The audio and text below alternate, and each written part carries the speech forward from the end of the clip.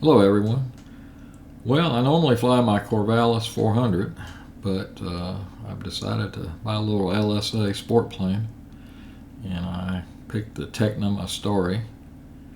Added upgraded IFR panel by adding a GTN-650 IFR certified GPS, and it already had the two G3X screens in it, so everything's kind of tied together, and I'm experimenting around with it. I did have it converted from LSA to ELSA, or experimental LSA, which gives me the ability to fly and file IFR. However, you do need a full pilot's license now to fly the airplane. You can't fly just under a sport pilot license, which is fine. I've still got my medical, I've still got my pilot's license, so I bought this thing to have a little fun in, and it's so economical to operate that for short trips and just burning holes in the sky, I think this is the right way to go.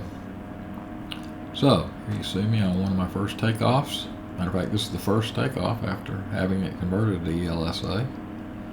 Flew it down and had the DAR do that. All the paperwork was good and everything's done. So, I guess this is the first flight as an ELSA airplane. That's a pretty neat little niche category, ELSA, and I'm still reading up on it and seeing all the things I can and can't do with it. But I think it's going to fit my need perfectly. And as you can see here, I'm climbing out on a beautiful, gorgeous flying day. This happens to be in South Alabama, and I'm flying back to Gulf Shores, which is my home base, which is across Mobile Bay.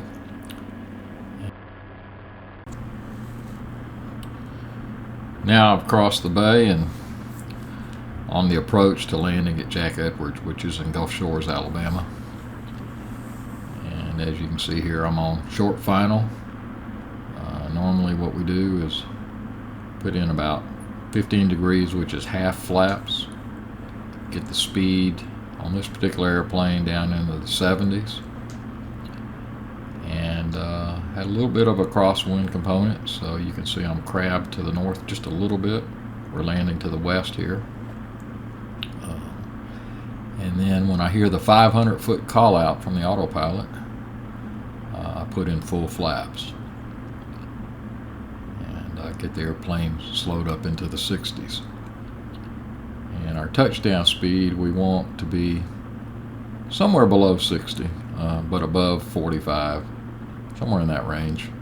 Depending on winds, if there's more crosswind or more gusts, then we keep the speed up a little bit and get it over the runway and just let it float down. Now you'll see this landing, I'm still getting used to this airplane. I'm used to a much larger plane which sits off the ground a lot higher. So I'm still feeling for the ground when I get low.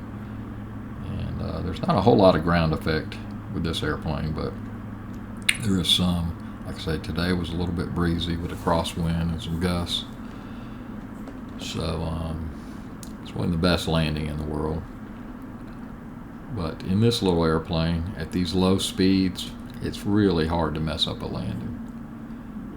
There you go, we got a little extra bounce out of that one. The stopping distances are really short.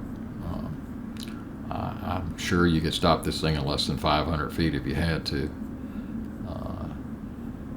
On this particular landing, I landed a little bit long and still made it to the first taxiway. In the Corvallis, I normally go past this one and make the next one because I don't like using brakes unless I have to. But as you can see, this plane slows down really nice. It's a castering nose wheel, so all the steering is done from the toe brakes, but it's very easy. Very maneuverable airplane. I've turned around almost a 360 on a dime.